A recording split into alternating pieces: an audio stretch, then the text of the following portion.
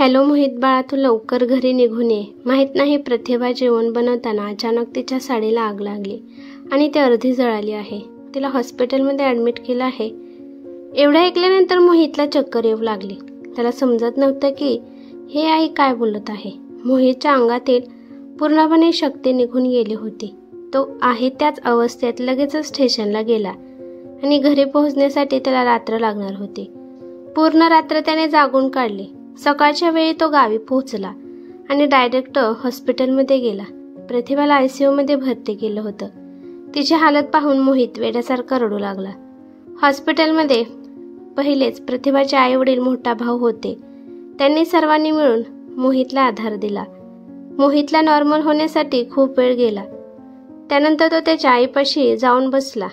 त्याला पाहून प्रतिभाची सासू नीलाताई पण मोठमोठ्याने रडू लागल्या. मोहित रडतच त्याच्या आईला म्हणाला की आई, अचानक हे कसं काय घडलं आहे. नीलाताई रडत म्हणाल्या, अरे पोरा, मलाच माहीत नाही नेमकं कसं आणि काय घडलं आहे. अचानक ओरडण्याचा आवाज आला, त्यामुळे तुझ्या दोन्ही मुली आणि मी पळतच किचनमध्ये गेलो. समोरचं दृश्य पाहून आमच्या पायाखालची जमीन सरकली. अरे, त्यावेळेस मी आणि तुझ्या दोन्ही मुली टेरेसवर होतो आणि तेव्हाच तुझ्या बायकोचा खालून आवाज आला. अरे, तिचा आवाज ऐकून शेजारचे काका पण पळत आपल्या घरी आले आणि सगळ्यांनी मिळून कसं तरी सुनबाईला इथे हॉस्पिटलमध्ये आणून ॲडमिट केलं आहे. तिला आणायसाठी जर उशीर झाला असता तर तिचा घरी जीव गेला असता. लवकर आणल्यामुळे तिचा जीव वाचला आहे. आता काय होईल देव जाणे. आणि डॉक्टरांनी पण अजून काही सांगितलं नाही. आईचं बोलणं ऐकून मोहित अजून रडू लागला. त्यानंतर पळत तो डॉक्टरांकडे गेला आणि प्रतिभाबद्दल तो विचारू लागला. प्रतिभाची हालत पाहून डॉक्टरांनी त्याला जास्त काही सांगितलं नाही. डॉक्टर एवढेच म्हणाले की तुम्ही टेन्शन घेऊ नका, सगळं ठीक होईल, पण जरा टाईम लागेल. पण तुमची बायको ठीक आहे. डॉक्टरांचं बोलणं ऐकून जरा मोहितला बरं वाटलं. त्यानंतर त्याला त्याच्या दोन्ही मुलींची आठवण आली. त्यानंतर तो त्याच्या आईला म्हणाला की आई, सोनाली आणि स्नेहा कुठे आहेत. नीलाताई रडत रडत मोहितला म्हणाल्या की त्यांचा छोटा मामा त्या दोघींना घेऊन गेला आहे, कारण इथे जर त्या दोघी राहिल्या असत्या तर ते घाबरले असते आणि मग मी पण त्यांना मामासोबत जाण्यासाठी सांगितले. मोहितला बरं वाटलं की मुली सुरक्षित ठिकाणी आहेत, त्यामुळे तो शांत झाला. हळूहळू आता असेच दिवस जाऊ लागले. बघता बघता 1 महिना झाला, तरी पण प्रतिभा अजून हॉस्पिटलमध्येच होती. एके दिवशी प्रतिभाच्या आईचा फोन मोहितला येतो आणि प्रतिभाची आई रडत रडत मोहितला म्हणतात की जावई बापू, थोडा वेळ माझ्यापाशी तुम्ही येता का. मला तुम्हाला काहीतरी सांगायचं आहे. काय झालं आहे आई, सर्व ठीक आहे ना. हो जावई बापू, तसं ठीक आहे, पण मला काहीतरी सांगायचं आहे. मी ते फोनवर सांगू शकत नाही, त्यामुळे चांगलं होईल की तुम्ही माझ्यापाशी यावं.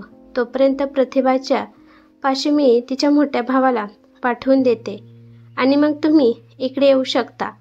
मोहितला समजत नव्हतं की अचानक काय झालं आहे. प्रतिभाच्या आईने काय महत्त्वाचं बोलण्यासाठी बोलवलं असेल असे प्रश्न त्याला येऊ लागले. जेव्हा प्रतिभाचा मोठा भाऊ हॉस्पिटलमध्ये आला तेव्हा मोहित डायरेक्ट त्याच्या सासूकडे गेला.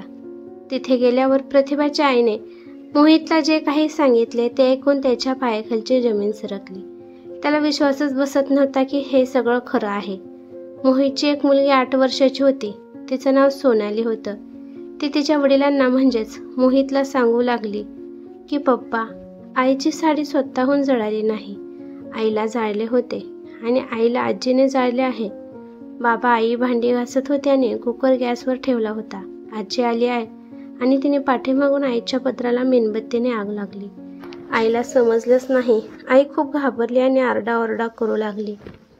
तिला साडी इजवायचं पण समजलं नाही.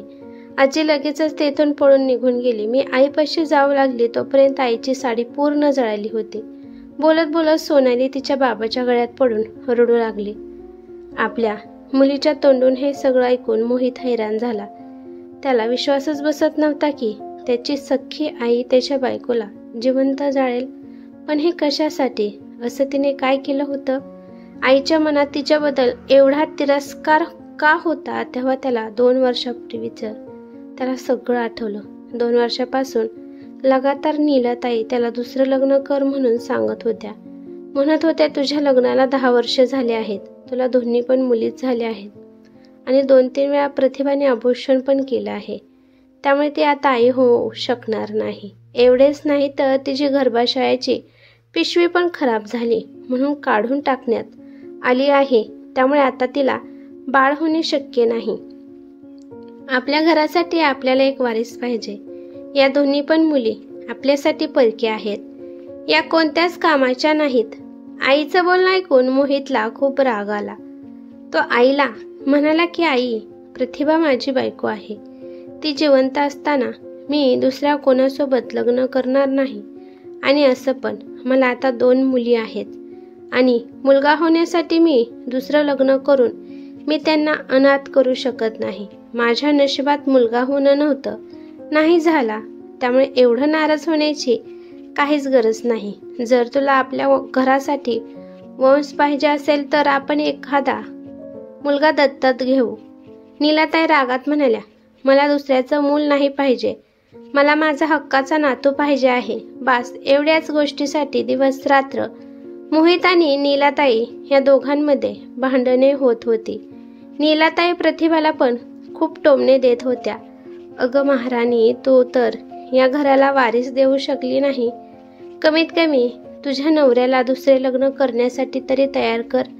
कमीत कमी दुसरं लग्न केल्यावर आपल्या घराला एक वारीस भेटेल. बिचारी यावर काय बोलणार होती? ती तिची सवत आणण्याबद्दल तिच्या नवऱ्याला कशी बोलणार होती? पूर्ण दुनियामध्ये अशी कोणती स्त्री नाही की तिला आपल्याला सवत असावी असं वाटत असेल. प्रतिभा नेहमी नीलाताईच्या डोळ्यात खुपत होती. दिवस रात्र त्या पण प्रतिभाला या गोष्टीमुळे त्रास देत होत्या आणि त्यामुळे मोहित विचार करतो की तिला रस्त्यातून हटवण्यासाठी कदाचित आईने असं केलं असेल का. आता हे सगळं कळाल्यानंतर मोहित वेडा झाला होता. तो खूप विचार करू लागला. एक एक प्रसंग आठवून मोहितला त्याच्या मुलीचं खरं वाटू लागलं. कारण खरंच नीलाताईला प्रतिभा अजिबात आवडत नव्हती. संशयाचं भूत मोहितच्या डोक्यात फिरू लागलं. तात्पुरता तो त्याच्या सासूला मुलाचं ध्यान ठेवायला सांगून तो प्रतिभाकडे गेला. जेव्हा तो त्याच्या आईकडे नीलाताईकडे पाहत असायचा तेव्हा त्याच्या कानात त्याच्या मुलीचं बोलणं ऐकायला येत होतं, जे की आजीनेच प्रतिभाला जिवंत जाळलं आहे. आता मोहित फक्त प्रतिभा कधी व्यवस्थित होत आहे याची वाट पाहत बसला. 5-6 दिवसांनी प्रतिभा अशी ठीक झाली की तिला समोरचा काय बोलत आहे एवढं तिला समजत होतं. ती आता हातवारे करून उत्तर देऊ शकत होती. तिच्या तब्येतीत सुधारणा झाली आहे हे पाहून पोलीस तिचा तोंडीबयान घेण्यासाठी आले. तोंडीबयान घेताना पूर्ण परिवार तिथं उपस्थित होता.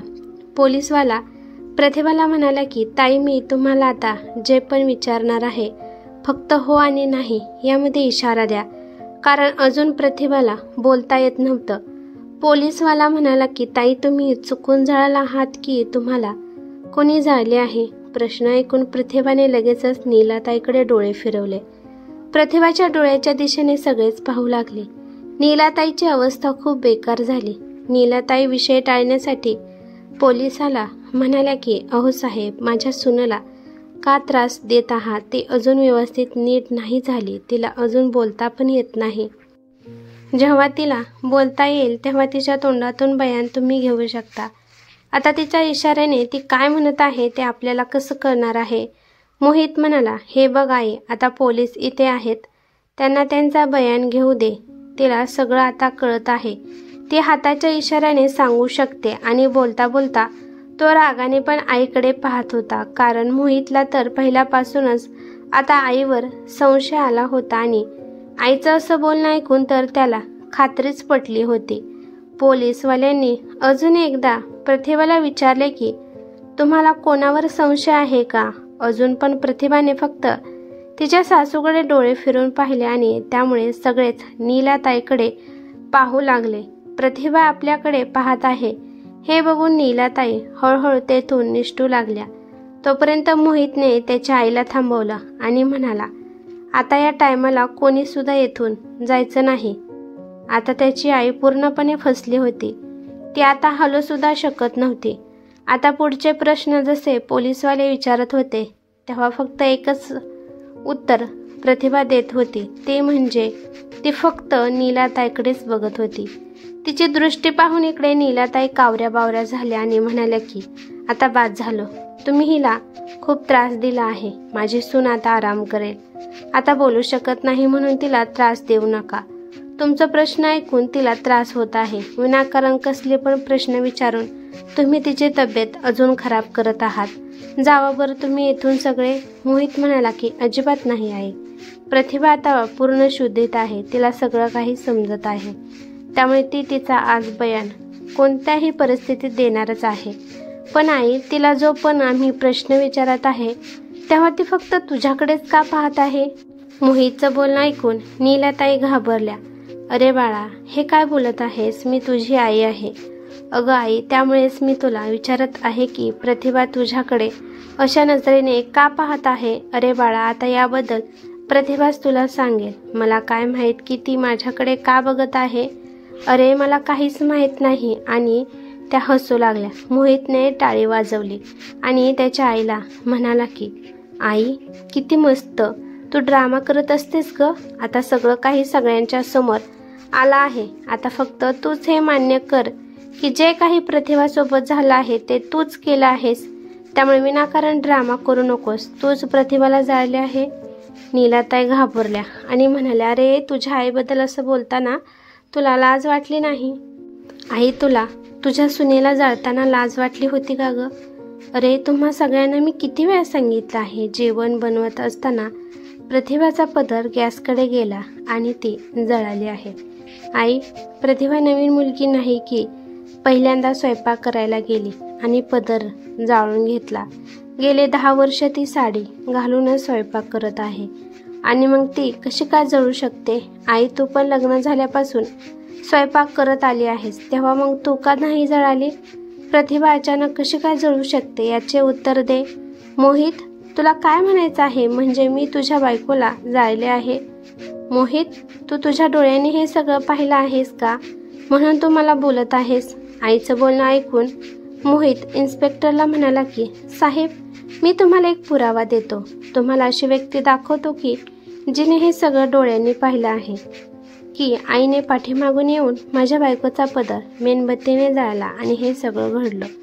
मोहितचं बोलणं ऐकून नीलाताई थरथर कापू लागल्या आणि घाबरत म्हणाल्या की मोहित, तू कोणाबद्दल बोलत आहेस? मोहित बाहेर जातो आणि त्याच्या मुलीला सोनालीला घेऊन आतमध्ये येतो. सोनालीला पाहिल्यानंतर पळतच नीलाताई मोहितपाशी जातात आणि म्हणतात की अरे बाळा, या मॅटरमध्ये या पोरीला का घेत आहेस? मोहित रागाने त्याच्या आईला म्हणाला की हे बघ आई, तू माझ्यापासून आणि माझ्या मुलीपासून लांब राहा. आता माझा तुझ्यावर कसलाच विश्वास नाही. सोनालीला घेऊन मोहित इन्स्पेक्टरपाशी गेला आणि सोनालीने जे काही घडलं ते सगळं न घाबरता त्यांना सांगितलं. आता सगळे पुरावे नीलाताईच्या विरुद्ध होते, त्यामुळे त्यांचा चेहरा पांढरा पडला. त्यानंतर नीलाताई त्यांच्या पतीकडे पाहू लागल्या आणि म्हणाल्या की अहो, तुम्ही काही का बोलत नाही? बघा, आपलाच मुलगा मला जेलमध्ये लावण्यासाठी उतावळा झाला आहे.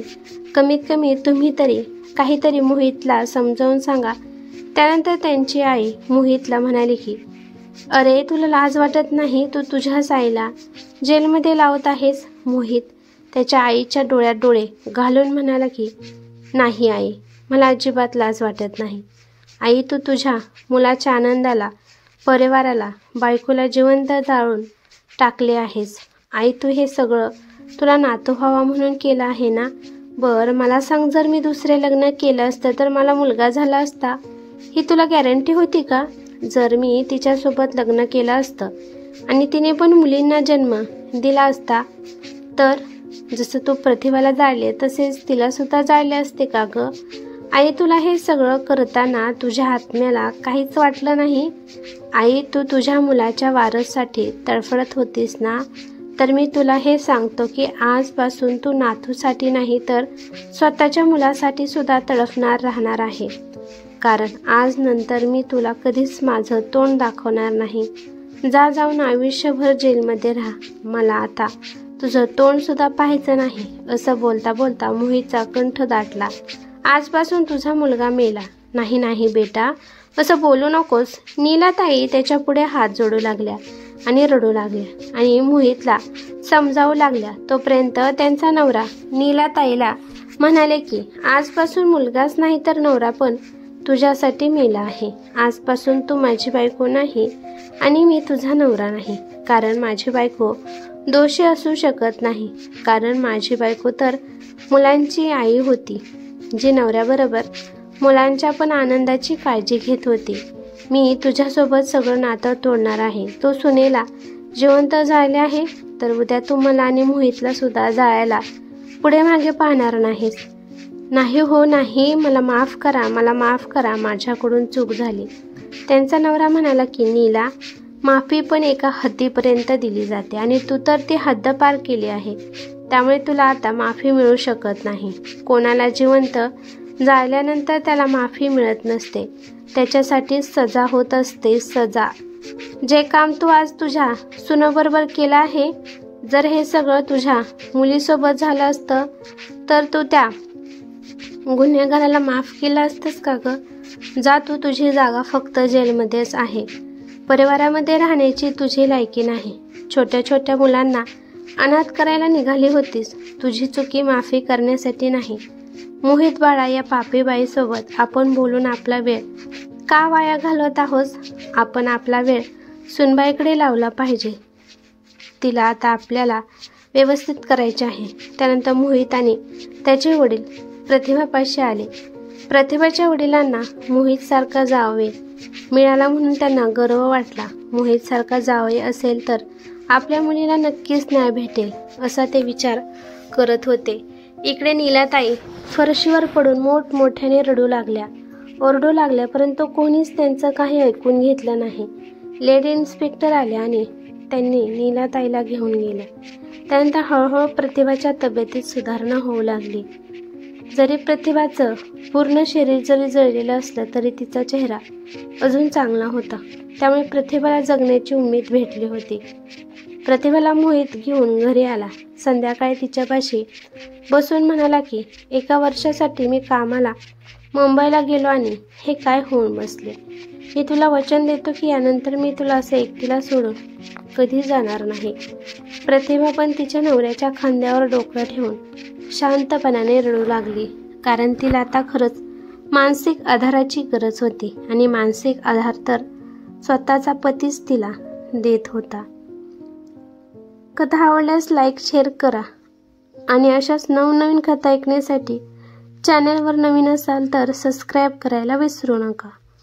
धन्यवाद.